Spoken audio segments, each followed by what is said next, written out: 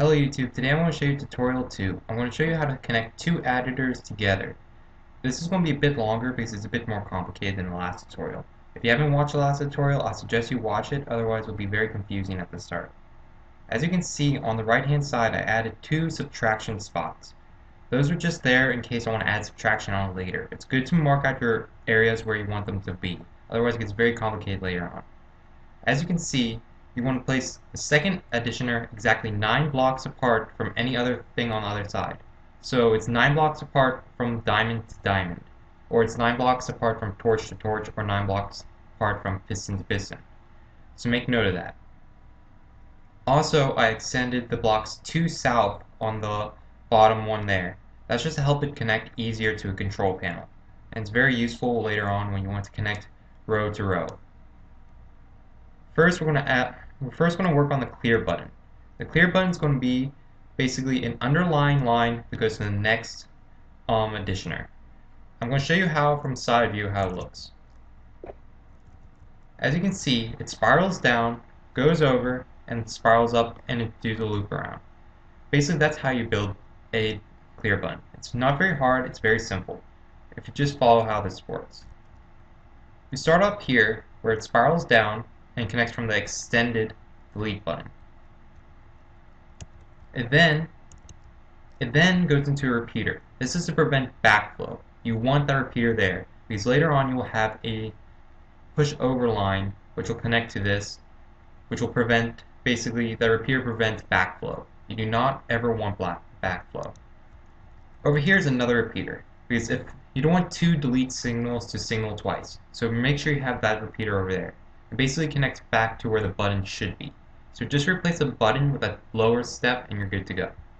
So that's how you build the clear button. Next on, you add your AND gate. An AND gate is basically to prevent from double counts, or it's basically like a restriction. First, you start off by adding that blue line.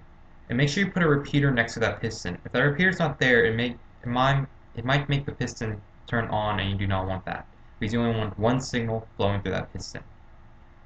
Then after that, it spirals down and goes into the next piston and turns into the button spot. From side view, it looks a little bit different. As you can see, the AND gate is not like side to side in most creations. This one's a corner AND gate. It also goes into an inverse. The inverse is important because you want it to signal on when the AND gate turns off. So after that, it spirals down, and make note how this goes down and up again. You do not want the AND gate's torch touching the same one that's sending from the inverse torch. Make sure you note that too.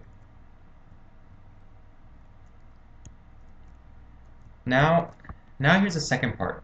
This yellow part here is basically a delay, because for some reason pistons move too slow and the signal goes way too fast. So this delay is to prevent the AND gate from counting twice. Make sure that the 3 on the top there are extended to their last position. So basically they have 3 ticks wait in between each. And make sure it curves around, because also your display will be on the right side of the yellow. Now that once you got that, you're pretty much done, and you can build whatever you want and connect it however you want. Eventually, if you want to, I will show you in the next tutorial how to make a pushover. This pushover is important because it allows data values by place value and not by individual. Instead of having 99 of these to count to 99, you'll only need 18. As you can see with the white line. This one also has a display and basically all of it put together. And you can repeat it how many times you want, basically from the tutorial I just showed you. The more you repeat it, the more data it can hold. Thank you for watching. This is the second tutorial, and the next one will be coming out soon to show you how to do the reset line.